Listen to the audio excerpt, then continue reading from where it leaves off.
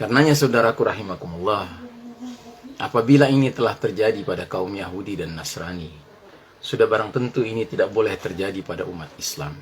Nah, akhir zaman yang semakin hari semakin dahsyat. Ada sebuah ayat yang sangat penting dan relevan dengan situasi kita hari ini. Bismillahirrahmanirrahim.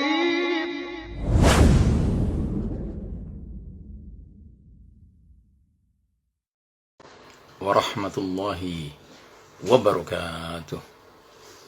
Alhamdulillahi rabbil alamin. Wassalatu wassalamu ala ashrafil anbiya'i wal mursalin Sayyidina Muhammadin wa ala alihi wa ashabihi ajma'in. Qala Allah ta'ala fi kitabihil karim ba'da a'udzu billahi minasyaitonir rajim. Ya ayyuhalladzina amanu taqullaha haqqa tuqatih ولا تموتن إلا وأنتم مسلمون. وقال تعالى في آية أخرى وإذا قرأت القرآن جعلنا بينك وبين الذين لا يؤمنون بالآخرة حجابا مستورا. Hadirin jamaah rahimakumullah, ada sebuah ayat yang sangat penting dan relevan dengan situasi kita hari ini, yaitu surah At-Taubah ayat 31. Allah Ta'ala berfirman dalam ayat ini, ba'da a'udzubillahi minasyaitonir rajim, ittakhadhu ahbarahum wa ruhbanahum arbaban min dunillahi wal masih ibn maryama wama umiru illa liya'budu ilaha wahidah la ilaha illahu subhanahu amma yushrikun. Artinya, mereka ahli kitab telah menjadikan orang-orang alimnya dan rahib-rahib mereka sebagai arbaban min dunillah, Tuhan-Tuhan selain Allah. Dan juga mereka telah mempertuhankan Al-Masih putra Maryam, padahal mereka hanya disuruh menyembah ilah yang Maha Esa. Tidak ada ilah yang berhak disembah selain daripada Dia. Maha suci Allah dari apa yang mereka persekutukan. Saudaraku rahimakumullah, ayat ini menggambarkan betapa di kalangan ahli kitab, baik kaum Yahudi maupun Nasrani, para orang-orang alim mereka, para pendeta, para pastor, para rabi mereka telah diperlakukan sedemikian mulianya, sedemikian sucinya, sampai ke tingkat mereka ini disebut di dalam ayat ini menjadi arbaban min dunillah, menjadi Tuhan-Tuhan selain Allah.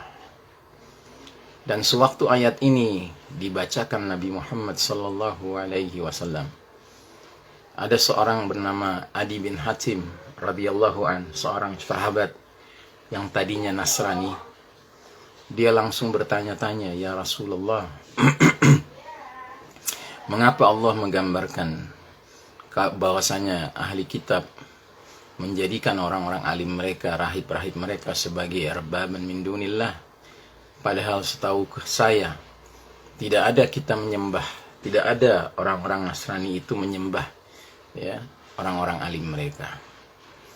Maka kata Nabi Muhammad sallallahu alaihi wasallam, bukankah bila mana orang-orang alim dari kalangan kaum Nasrani menghalalkan sesuatu yang Allah haramkan di dalam kitabnya, maka kemudian umat ikut menghalalkannya.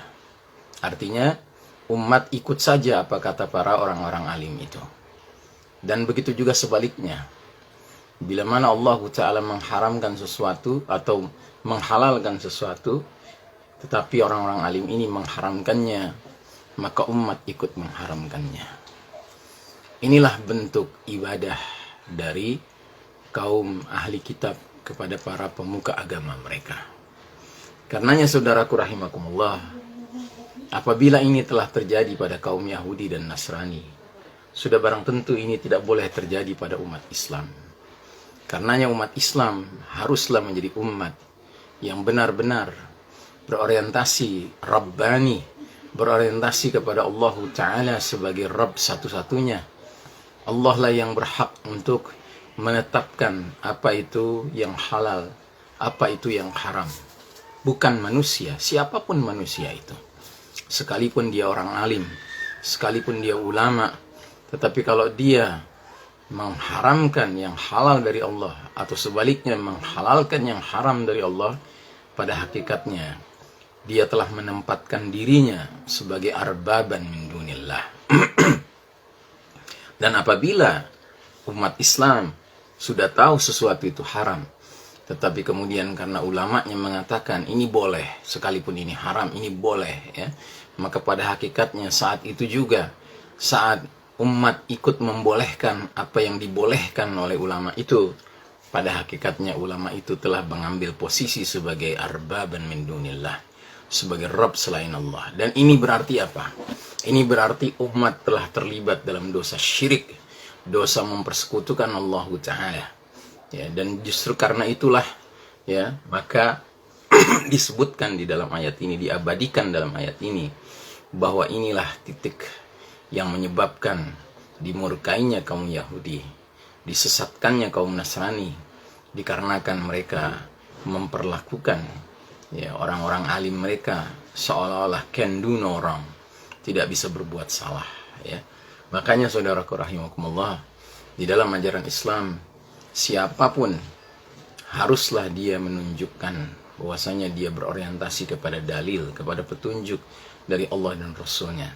Kalau dia tidak bisa memperlihatkan dalil, dia tidak bisa memperlihatkan petunjuk dari Allah dan Rasulnya, jangan hendaknya dia mengatasnamakan Allah, mengatasnamakan Rasul, ya, di dalam memutuskan suatu perkara, karena ini tidak dibenarkan. Di dalam ajaran Islam, kepatuhan kita kepada Allah dan Rasulnya sifatnya sudah mutlak, tidak ada tawar-menawar. Sedangkan kepatuhan kepada selain Allah dan Rasulnya, semuanya kembalinya kepada kepatuhan akan Allah dan Rasulnya.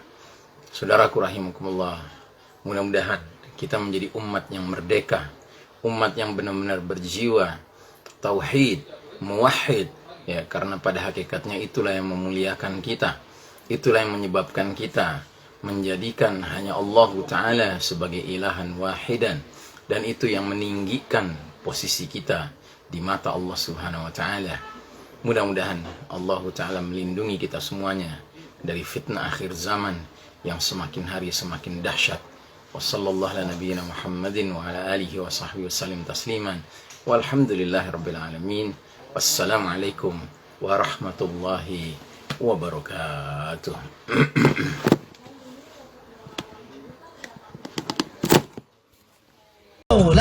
يا صل وسلم